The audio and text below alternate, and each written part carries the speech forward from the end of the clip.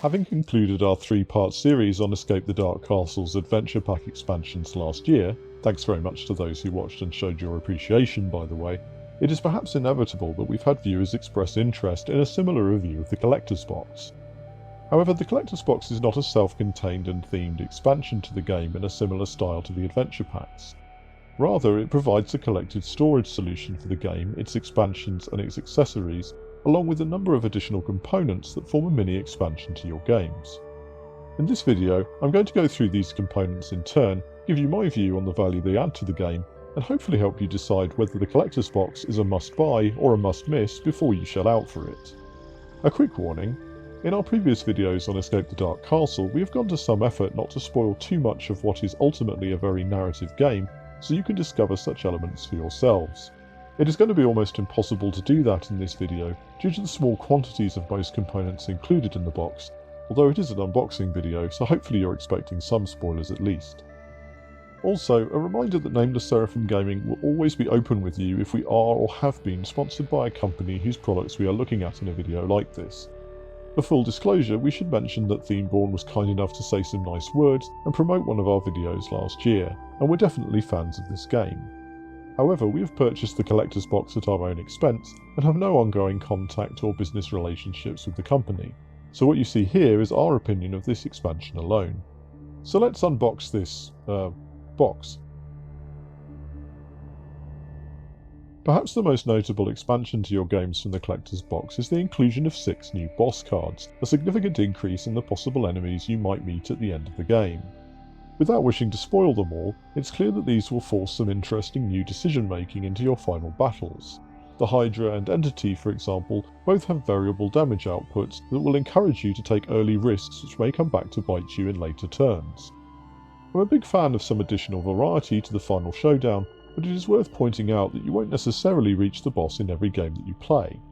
Personally, I find the additional chapter cards offered by the adventure packs are a much more impactful conclusion than additional bosses, but if you've already picked up the adventure packs, these will no doubt be very welcome. The box also includes elements to diversify the narrative at the start and end of your adventures. A welcome inclusion are the 2 new start cards. This means that combined with the card included in the core game, there are 3 ways your adventure can begin. The new cards are mirror images of each other, one providing a slightly easier adventure but with fewer starting items than is typical, whilst the other increases the difficulty of your adventure but sends you into the castle with a full loadout. From my point of view, this is a welcome diversification of a part of the game that is otherwise the same in every playthrough. I just wish there were a couple more of these cards or some way of obtaining them to really mix things up. I was less taken with the 2 epilogue cards included. The idea behind them is sound, as the game just ends when you defeat the final boss or lose a player, rather than there being any narrative to round things out. However, the small paragraph of text on the back of each of these cards really only confirms what your headcanon had probably already thought happened next, and because there is only 1 defeat card and 1 victory card, I suspect they'll quickly become a component you leave in the box. It is not included in the Collector's Box, but given that it is unlikely to see a video of its own, this seems like a good point to mention the separately available Death Book. In my opinion, this accessory provides a far better epilogue for your defeat than the epilogue card from the Collector's Box, if that is something that you are looking for in your games. Unobtrusive, inexpensive, this faithful companion has travelled with us for all of our games of Escape the Dark Castle. We're big fans of narrative, as long-time viewers will know, and this book has turned many of our defeats into little moments of macabre joy as we read exactly the manner of our death based on the card that defeated us. You are ended by the meaty thrust of the cook's keen blade, and your death is swiftly followed by the equally merciless slaughter of your fellow prisoners. You are each promptly skinned and filleted.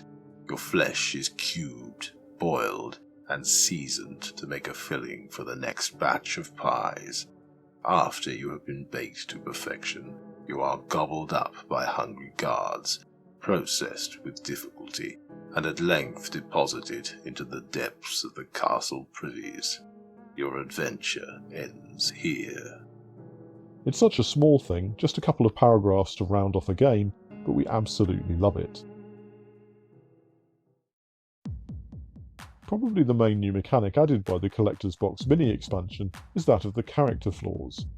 Character flaw feels like a bit of a misnomer in that while these traits are named after largely negative attributes, they provide each character with a unique ability they can use to help the prisoners escape. This ranges from the ability to escape chapters entirely through the use of Cowardly, to the ability to increase your actions such as Deranged, which allows you to simultaneously rest and fight. The random allocation of the flaw to each character before characters are selected also means that you have to balance acquiring the flaw you want with the character you want and/or forming a party with balanced skills. It is a really nice additional piece of flavour that makes each playthrough a little more unique, albeit if you're anything like us, you may find that you hold on to this extra ability far too long, with the age-old cry of, what if there's a better moment later? If the character flaws are an extra benefit for the prisoners, the death dice increase the difficulty to match, and indeed the game recommends both mechanics are added to the games together. Whenever this symbol would cause you to roll the chapter dice in a number equal to your player count, you will now roll death dice instead. These carry a number of dual symbol faces, which can only be removed by combining the results across multiple character dies, and also shield faces, representing armoured adversaries and requiring a double result, or the combination of two identical single character die rolls in order to remove.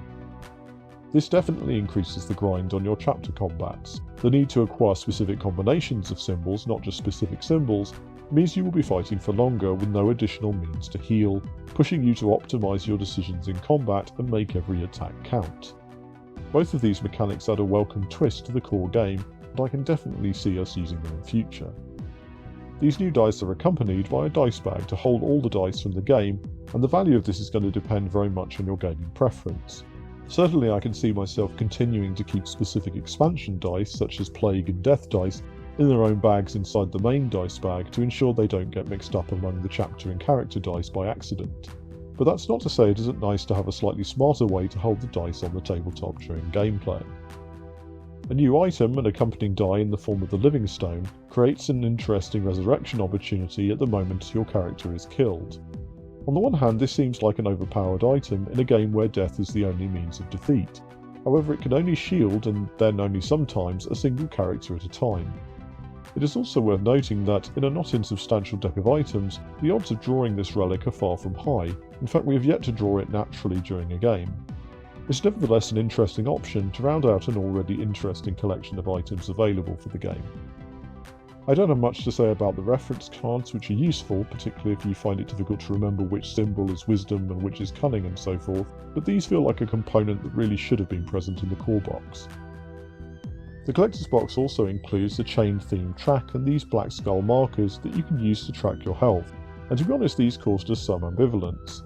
While some will no doubt bemoan the loss of tactile paper and pencil RPG-style recording of health, I'm all for paperless solutions, and using breaks in the chain artwork on the tracker as a visual reminder of what the starting health for different numbers of players is, strikes me as an ingenious and unobtrusive way of saving me looking up the health point number in the rules at the start of every game. However, we stand by our remark in the original review of the game that a health dial would have been a far neater solution. It's notable that the very first dice roll we made with these trackers in place was enough to skid one of the player's skulls off the tracker. The skulls have some weight to them, but on glossy cardstock there's just no friction to hold them in place if something hits them or the table gets knocked. All in all, this solution isn't quite what we'd have gone with, and if this was the only extra component, it would be an easy skip. Lastly, and on the topic of components we didn't find added value, there is the U token. Solid metal, this thing has more heft than anything else other than the box itself, which feels strange considering its purpose is merely to mark out which player is the U referred to on sub-chapter cards. This is one of those things that sounds quite useful, but in practice the U effects are almost always resolved immediately upon that player having picked up and read the chapter card. If you're distracted enough to forget U means U while you're still holding and resolving the chapter, then you're probably too distracted to remember to use this token anyway. The collector's box exists in a really strange space for me compared to the other Escape the Dark Castle expansion components. If someone gave it to you for free, you'd think it an astonishingly generous gift, but it isn't free. I constantly found myself asking, given that it costs over 1.5 times the price of an adventure pack, whether this represented an equivalent level of gameplay value, and that's really difficult to assess. The new content was extremely welcome, the character flaws and death dice in particular add some new flavour to the game mechanics, and more bosses to triumph over is bound to be a strong appeal for long-time players. But for me, after that it becomes a question of whether I really need a big box to keep all of my Escape the Dark Castle content in one place. And honestly, I've never found Escape the Dark Castle to be that cluttered to begin with. Its relatively small core box and subsequent adventure packs mean it just isn't that difficult to store, and I'd take the art on these original boxes over the monolithic, characterless black of the storage box any day. Conversely, the storage box is so big to enable it to hold playmats, cards, dice and extra components from the full range that I don't personally consider it to be a big saving in shelf space. In fact, it actually doesn't fit some of the gaming storage I have at home, though I accept this is a very personal perspective. For me, this isn't a must-buy, but rather some of the elements are nice to have. It seems to me that's exactly what a collector's box is, something to continue your adventure when you've played out everything else and just want to squeeze a little bit more juice out of a beloved game. But I can't see it being something you'd purchase before enjoying the adventure packs and the other additional content available for the game. Hopefully this video will give you a sense of whether it is really worth it to you personally. Thanks for watching. If you enjoyed this video, bear in mind that we had no intention of making a video about the collector's box when we started our Escape the Dark Castle content. It only exists because of a request from our viewers. Sometimes it takes us a little while to get around to such requests in the interest of doing things right, but we do strongly consider every request we receive. So don't hesitate to tell us what else you'd enjoy watching on the channel. Do you want more content from this game? And if so, what? Do you want to see us move on to Escape the Dark Sector, Escape the Dark Castle's dark sci-fi sibling? Or should we feature something else entirely? You've watched the video this far, so you might as well tell us what would make you come back for more.